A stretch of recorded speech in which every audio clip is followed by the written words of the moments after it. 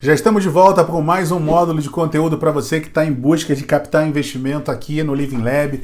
Obrigado pela sua atenção, obrigado por estar acompanhando a gente aqui. Lembrando que eu estou presente nas redes sociais, se você quiser conversar comigo, não deixe de tirar uma foto desse conteúdo, dizer como é que você está acompanhando a gente, para que eu possa saber mais sobre você, saber se esse conteúdo está chegando bacana para você.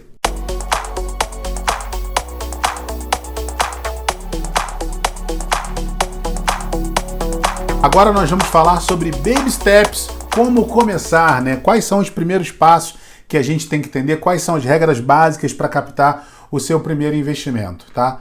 A grande maioria dos investidores que eu conheço, eles não gostam de investir, por exemplo, no fundador solo, do solo founder. Por qual motivo?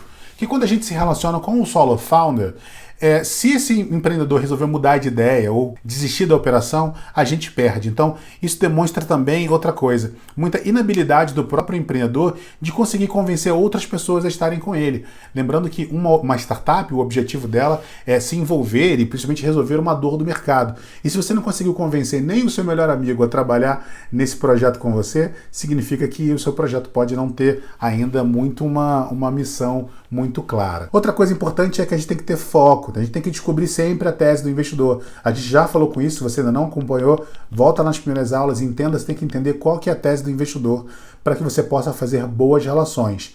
Você precisa se relacionar com ele também. Manter um relacionamento não é só convidar a pessoa para tomar um café, para tomar um chá.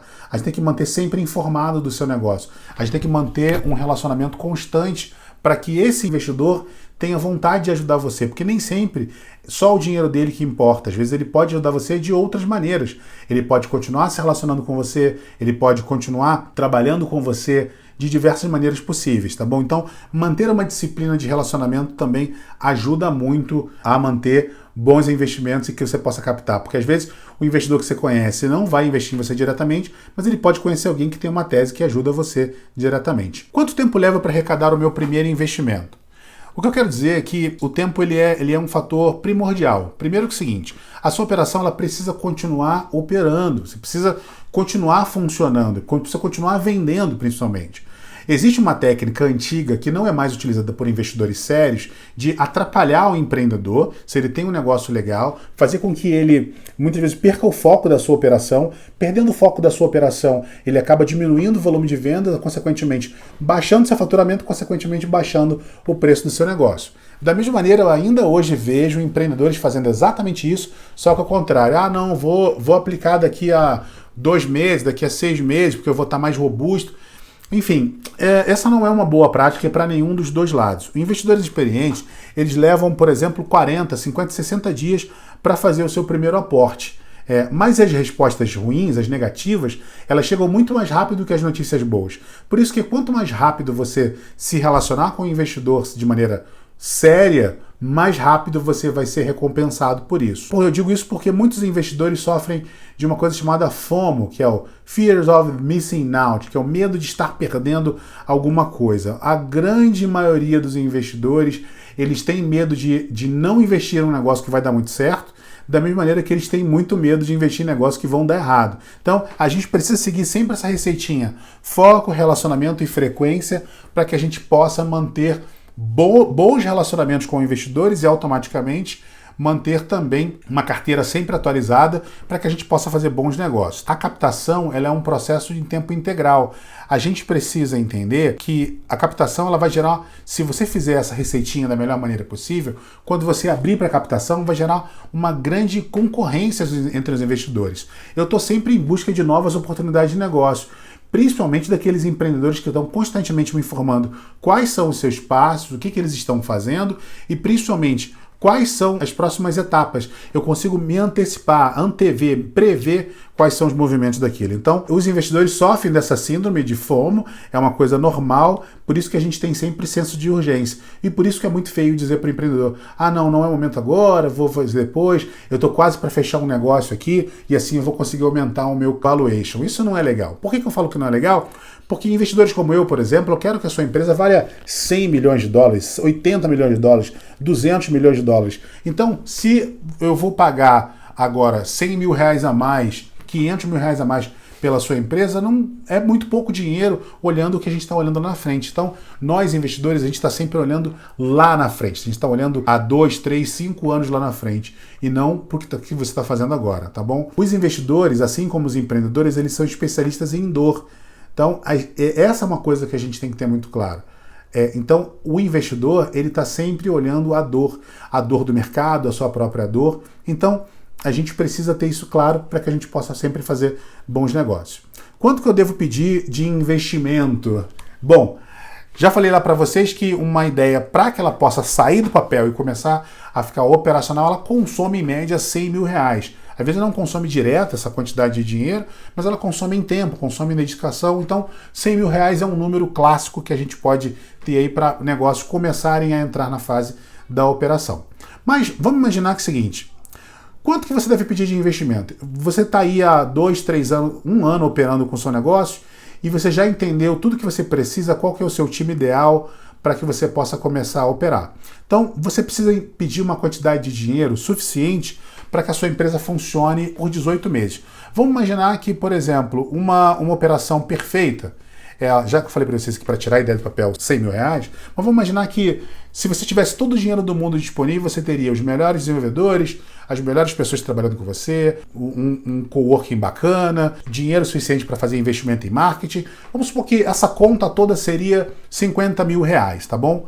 E se você tem 50 mil reais para contratar o time perfeito, e se é o time perfeito, esse time vai levar, por exemplo, 6 meses prototipando uma quantidade de coisas para começar a faturar. Então, ela pode não faturar nada até o 5º mês, mas no 6º mês ela já começa a faturar alguma coisa. Então, se você tem aí 50 mil reais por mês ao longo de 18 meses, isso significa que você vai gastar aí 900 mil reais para começar uma operação. Então, no 6º mês, se é o time perfeito, ela tem que começar a faturar pelo menos aí uns 10, 20 mil reais. Vamos botar 20 mil reais na operação. Então, você vai entender qual que é o custo da sua equipe perfeita, equipe operação perfeita, multiplicar esse valor por 18 meses e em quanto tempo o seu time vai começar a faturar.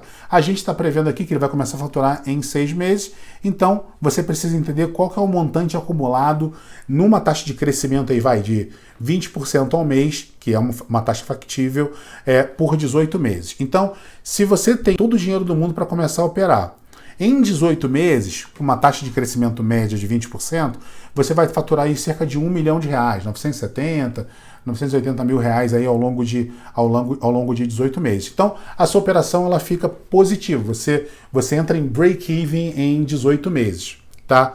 Porém, antes disso, existe um gap. No acumulado, por exemplo, entre 6 meses, então você gastou ali em 6 meses, 6 vezes 5, 30, 300 mil reais e faturou 20. Então, em 6 meses, você vai ter um déficit no seu caixa de 280 mil reais.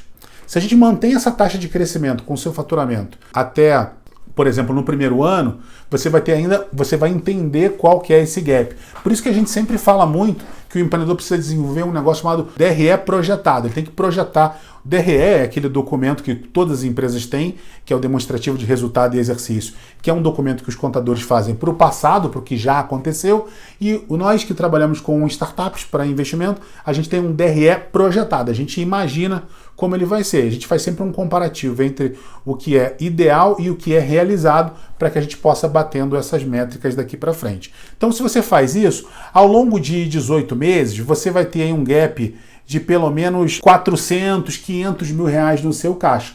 Então, esse é o montante que você precisa dentro dessa operação simulada de 50 mil reais por mês para que você possa começar a operar, para que você possa começar a atingir os resultados. Então, quanto que eu devo captar? R$500 mil nessa operação simulada que eu estou falando para vocês. Mas é importante para que você tenha a noção exata que você faça um DRE projetado para atingir o resultado lá na frente. Lembrando que quando você está captando, você não está pedindo dinheiro, você está propondo um negócio, você precisa ter exatamente claro tudo que você vai chegar lá na frente, tá bom? A captação de investimentos, ela muda totalmente a sua relação com o negócio e os resultados que ela pode gerar, porque você para de trabalhar só com o seu dinheiro e passa a ter outros sócios. Só que é importante dizer que esses sócios não são sócios executivos, eles não estão no dia a dia da operação com você. Eles são sócios que precisam ser informados de como está sendo gasto o dinheiro que eles colocarem em você. Seja ele R$1.000, R$10 mil, R$100 mil, R$200 mil, eles precisam estar constantemente sendo informados. E se eles não estão na operação do dia a dia, eles não sabem o que acontece de certo e de errado.